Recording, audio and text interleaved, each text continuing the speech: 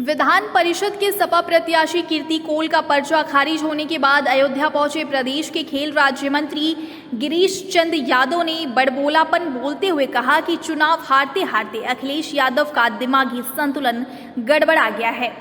उनको यह पता भी नहीं है कि विधान परिषद चुनाव लड़ने के लिए उम्र कितनी होनी चाहिए और उन्होंने 28 साल की कीर्ति कोल को विधान परिषद का उम्मीदवार बना दिया।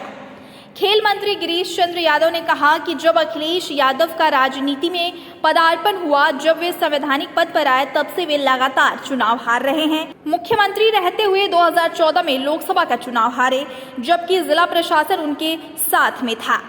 2017 में मुख्यमंत्री रहते हुए विधानसभा का चुनाव हार गए। चुनाव हारते हारते अखिलेश का दिमागी संतुलन गड़बड़ा गया है।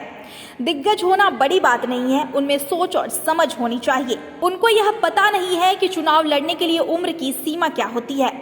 नकारात्मक सोच के कारण नियम कानून को भी ताक पर रख देते हैं। जब सपा सरकार में थी तो सारे नियम कानून की हर समय धज्जियां उड़ाई गई, धज्जियां उड़ाकर ही काम किया गया था।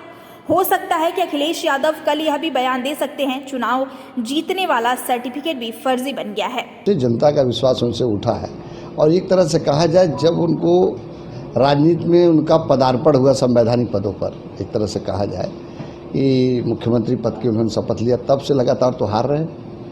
आप देख लीजिए कि 2014 में लोकसभा का चुनाव हार गए, उनके मुख्यमंत्री रहते हुए जिला प्रशासन उनके हाथ में था, प्रशासन पूरा हाथ में था, तब भी चुनाव हार गए। और फिर 2017 में मुख्यमंत्री रहते हुए चुनाव हुआ, ये चुनाव हार गए जो है, फिर 2019 में भी हारे, 2022 में भी हारे। तो उनको अब हर चीज़ का हार का ही सामना पड़ा है, तो इसलिए उनका दिमागी संतुलन गड़बड़ा गया, एक तरह से कहा जाए कि दिग्गज लोग होना बड़ी बात नहीं है, उनकी सोच और समझ होना सबसे ज़्यादा उपयोगी होता है। तो जिसको इस बात का पता ही नहीं है कि उम्र की सीमा क्या है, कितनी उम्र तक का पर्चा भराया जा सकता है।